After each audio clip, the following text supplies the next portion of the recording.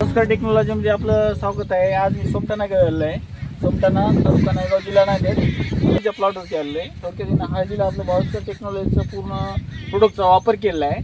तर पुढील यशोगाथा आपण यांच्याकडून ऐकून घेऊ की बायोस्कर टेक्नॉलॉजीचं आपलं रिझल्ट कसा आला आहे काही नाही.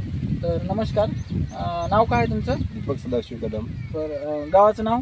सोमठाणा तालुका नायगाव खडगाव जिल्हा नांदेड.